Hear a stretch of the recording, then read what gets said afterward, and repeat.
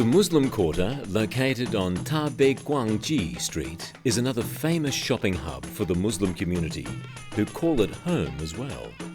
The Bei Guang Ji Mosque, which is more than 700 years old, can also be found here.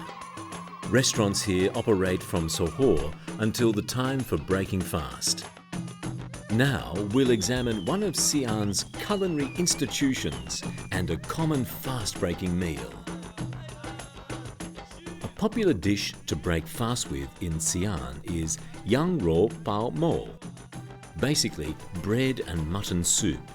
This dish is meant to be eaten by tearing the bun found in each bowl into tiny pieces, the smaller the better, at which point spicy soup is ladled into the bowl. A long time ago, Yang Rou Pao Mo was only served during the morning meal. However, over the years, this dish has now become a traditional meal served daily to the Xi'an community. It is especially popular during Ramadan, as it is rich in protein which can sustain them during a long day of fasting. We'll visit one of the stalwarts on this famous food street. The Lao Bai Jia restaurant has been in operation for 4 generations. The restaurant was run by Mr. Haji Yusuf, but now the business has been passed on to his sons, who also live here. Today it is run by Mr. Ursa, who is the 7th of 10 children in his family. The business has maintained the same operating hours throughout the years and is patronized by Muslims and non-Muslims alike, who come to enjoy their famed Sui Peng Yang Rao dish. 早上6点半营业，早上6点半就开始了，然后到中午的1点左右，基本上就打烊了，就卖完了。 For businessmen like Mr. Ursa, the month of Ramadan is sacred to him. He focuses more on performing more prayers and visits the mosque in front of his restaurant daily.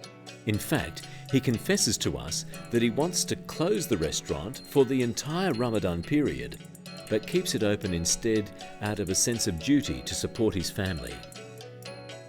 Mr. Ursa says that when he was younger, he was unable to study Islam in depth due to financial constraints. In his old age, he tries his best to make up for it. He also has high hopes for his son to learn more about Islam so that he can become a good Muslim. Mr. Ursa's parents live on the upper floor of the restaurant. Having gone through hardships in their youth, they now enjoy a retired life. They also get to practice their faith in peace at the mosque, especially in the month of Ramadan.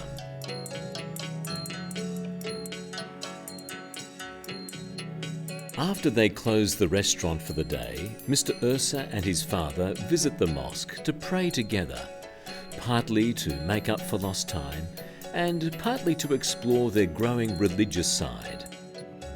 According to Mr. Ursa, it is a very common occurrence here in Xi'an where parents will start educating their children about Islam from a young age so as to give them every opportunity they can. Thus, it is no surprise to notice that the old mosque also allocates spaces for the religious class during the Ramadan month. These children in particular are attending one such religious class.